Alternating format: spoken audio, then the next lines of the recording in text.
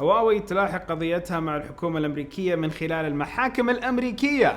خبر الصحفي اللي دوب وصلنا قبل شوي من نفس شركة هواوي. الحين صح هذا الفيديو كمان بتكلم عن موضوع هواوي والتحديثات الأخيرة اللي صايرة معاه، ولكن أيضا بنتقل لنقطة جدا مهمة موجودة في العالم التقني ما في كثير ناس تكلموا عليها.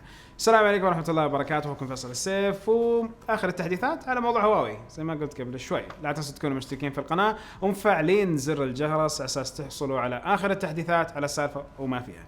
الحين هواوي أرسلت لنا خبر صحفي وصل لكل الإعلاميين اللي عندنا في المملكة العربية السعودية، هذا من هواوي السعودية. هواوي تقدم طلبا لإصدار حكم مستعجل في قضيتها لتسريع عملية وقف الإجراءات الغير قانونية ضدها، وتدعو الولايات المتحدة إلى تعديل نهجها لمعالجة قضية الأمن السبراني بشكل فعال وفق الأطر والمعايير الدولية المتعارف عليها.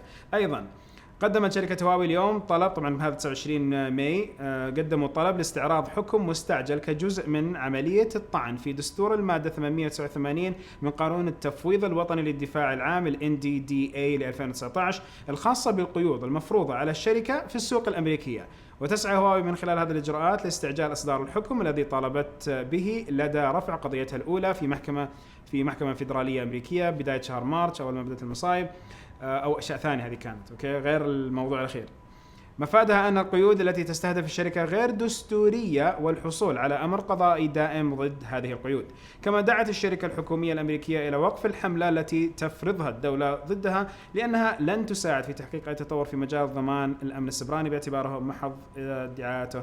وموجود خبر طويل فبحط لكم الرابط الكامل لهذا الخبر. الحين التحديث هذا يعتبر مهم، وأيضا في زاوية ثانية اللي قلت لكم عليها في بداية الفيديو مهم. ليش؟ لأنه قاعدين قضائيا يحاولوا يفرضوا القانون الأمريكي في مصلحتهم مع مصلحتهم، كون أنهم ما اخترقوا أي قانون في تقديم التقنيات والتكنولوجيا اللي قاعدين يسووها من شبكات الجوال إلى الجوالات. والأمر الأخير اللي صار أنه تقنيات أو شركات التقنية الأمريكية وغيرها من العالمية اللي اتخذوا موقف ضد هواوي صار الموضوع ينرفز شوي، وصار الموضوع أيضا معقد. الأبعاد التجارية أنهم ما تأثروا بالكلام اللي قاعد يصير حولهم وبالمخاوف اللي موجودة حول العالم تجاه المنتجات حقتهم.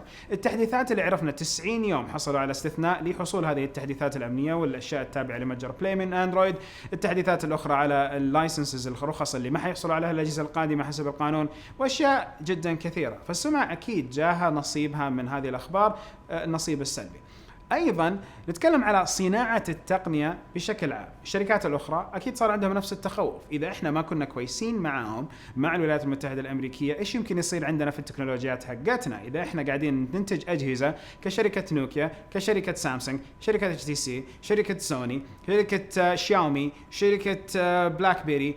اي واحد يطلع الجوال ينحط عليه نظام اندرويد هو يمكن يقع في نفس المخافه والخوف يحط في قلبه موجود انه ايش يصير علينا لو فجاه قررت الشركات الامريكيه تتخذ معنا نفس النهج. الحين في شيء، وهذا النقطه الاساسيه لهذا الفيديو، يمكن تخيلوا يجي اليوم اللي فجاه نلاقي الدوله A اللي هي الولايات المتحده الامريكيه تجي وتتخذ قرار ضد الدوله B.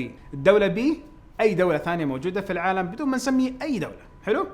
اتخذت الدولة A اللي هي الولايات المتحدة الأمريكية قرار ضد هذه الدولة الثانية إنه يمنع وصولهم لجميع التطبيقات والخدمات التابعة للشركات اللي مقرها الولايات المتحدة الأمريكية. حلو. الحين خليني أخلي لكم الشاشة 9 مربعات. ممتاز. فأنت تخيل نفسك عندك ال9 مربعات هذه، وكل مربع أذكر لك الخدمة اللي فيه أباك تشيله وشوف كم خدمة باقي عندك. إذا أنت تستخدم أحد هذه الخدمات خلي هذا المربع يروح من عندك. حلو.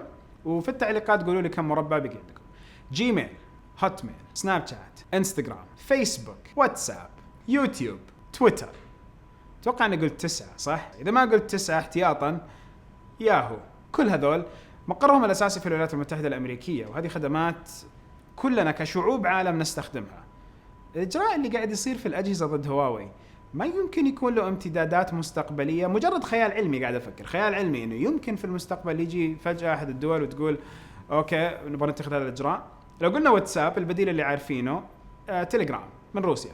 لو قلنا سناب شات وإنستغرام ستوري في بديل اللي هو أنت ذكرته أحمد، كان من كوريا إيش اسمه؟ سنو، حاجة زي كذا سنو.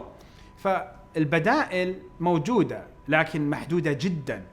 والبدائل في الصين استحدثت بعد ما استحدثت خدمات في العالم، فعندهم شيء اسمه يوكو في الصين. فما حطوا يوتيوب، وعندهم بدل جوجل بيدو، ما حطوا جوجل. وكون عندهم الكثافة السكانية العالية فوق المليار نسمة، مليار وربع، فوق المليار وربع إلى المليار ونص، هذه الكثافة السكانية أعطتهم إمكانية تشغيل منصات بكل كفاءة. بس إحنا ما عندنا الكثافة السكانية حول العالم في البلدان الأخرى. الولايات المتحدة الأمريكية عندهم شعب فوق 300 مليون. الدول الضخمة الكبيرة الهند يقدروا يستهدفوا منصات خاصة فيهم، أوريدي في منصات خاصة فيهم. نتكلم على الصين يقدر يستهدف هذه الخدمات، ولكن باقي دول العالم، الدول اللي تندرج تحت بي، وش هيصير عليها؟ حبيت أطرح الفكرة هذه مع تحديث هواوي اللي صاير أخير. المهم اشتركوا في القناة وخليكم معاي دائما، فعلوا زر التنبيهات، وخلينا نفكر بصوت عالي في التعليقات. وش نسوي؟ مجرد فكر، خيال علمي. نهاية الفيديو، كل فيديو جميل انه نشغل عقلنا ونشوف ايش حيصير.